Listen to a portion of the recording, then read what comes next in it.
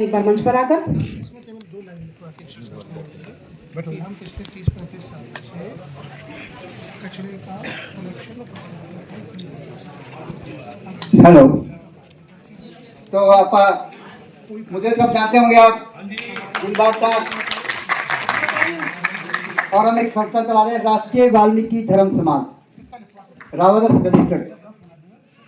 तो साथियों,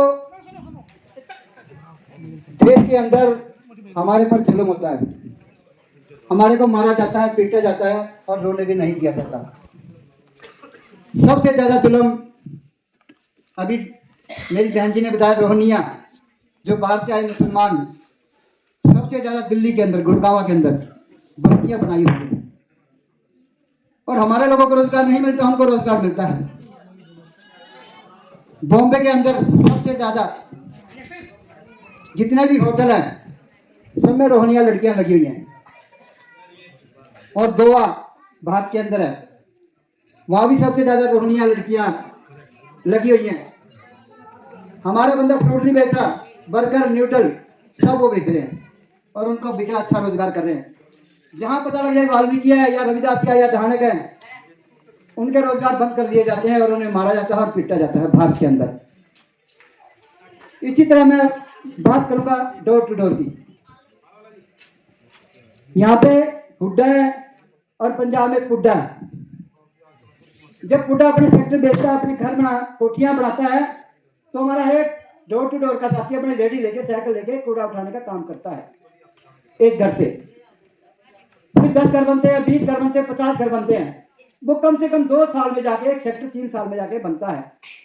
तो वो कितने पैसे लेता है? 100 रुपीज, 100 रुपया। एक घर से कितने लेते हैं? 100 रुपए। तो महीने का कितना हुआ? डेली कितना हुआ? डेली का, रोज का, एक घर से 50 भी नहीं बनता, 50 रुपए भी नहीं बनता डेली का। डेली का हमें कम से कम 10 रुपए मिलना चाहिए एक घर से। तो कितने बनेगा? 300 रुपया। जब हमारा साथी 100 रुपए लेने जाता है महीना कूड़ा उठा के, तो बहुत से आदमी तो उसको गाड़ी देते हैं, चल बे तू तो पूरा महीना आया ही नहीं, पूरा महीना कूड़ा उठाया हमने उसका। और उसके माँ बाप डायपर लगे हुए हैं घर में, माँ बाप को डायपर भी उठाते, लैट्रिन के डायपर उठाते हैं ना। फिर भी कई नीच लोग, उनको नीची कहा जाएगा, जिसका हमने डायपर लैट्रिन का उठाया, तब की भारत सरकार कहती है महिला उठाना गैर कानूनी है। हमारे एडवोकेट साहब बैठे हैं। तो महिला उठाना इंदिरा गांधी ने संविधान में संशोधन करके महिला उठाना मना किया, फिर भी हमारे लोग लैट्रिन उठाते हैं जिनको डायपर लगे हुए हैं। साथियों, हमारे ऊपर इतना जुल्म होता है, हमारे प्रधान जी के ऊपर 50 पर्चे हैं। हम 3 महीने कारपेट में जाके धरना भी रखा हमने। पंजाब के अंदर हमारा इतना बुरा हाल है कि हमें 6,000, 7,000, 8,000 तनख्वाह मिलती है।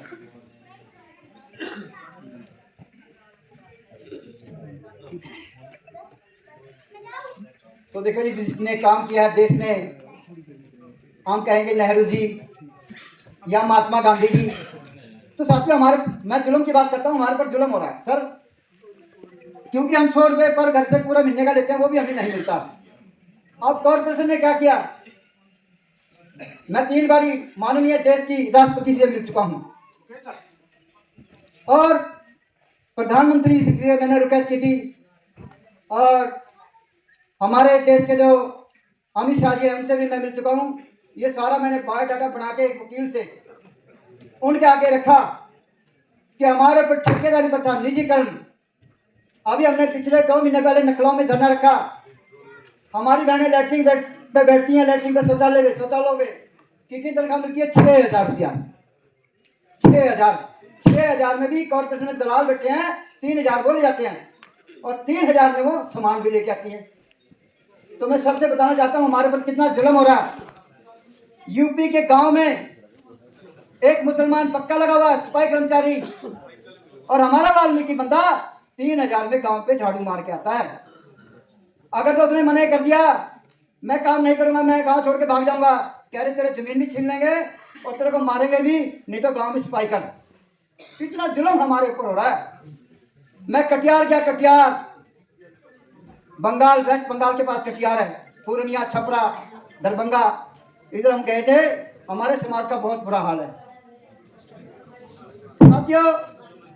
आज आप पंचकुला के अंदर ही देख लीजिए, हमारी बहनों की 2 की लात तोड़ दी गई थी ठेकेदारी प्रथा में। ठेका किसका है? मुसलमान का।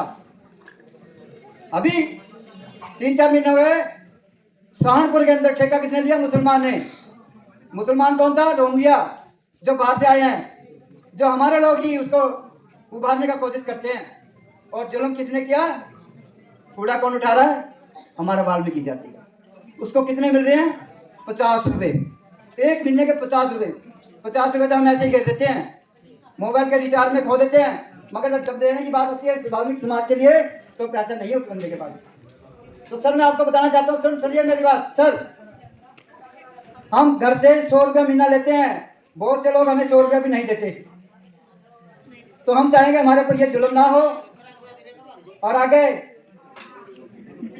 जो हमारी शक्ति है, मातृ शक्ति बैठी है, 6 बजे उठ के आती है सर, 6 बजे उठ के काम पे जाती है, और स्कूल का टाइम क्या है? 8 बजे का। अनपढ़ता का हमारे बीच में ये कारण है, क्योंकि हम 6 बजे से काम पे चले गए और बच्चा हमने तैयार करा नहीं, स्कूल भेजा नहीं, तो स्कूल का भेजेंगे। बहुत बड़ा कारण है हमारे ऊपर ये अनपढ़ता का है। हमने देश की माननीय राष्ट्रपति जी से पिछले साल मिलके पूरा एक ढांचा बताया उनको, और हमने बताया जो हमारी तनख्वाह कम से कम 60,000 होनी चाहिए, 50 या 60,000।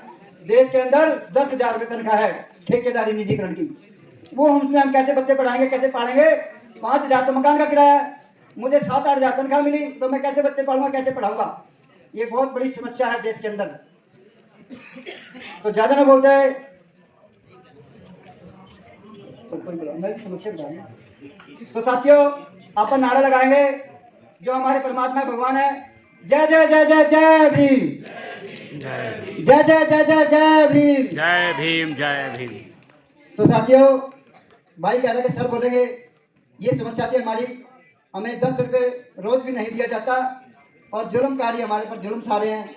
अभी हरियाणा में एक हमारा बच्चा पीट के मार दिया अभी 4-5 दिन पहले।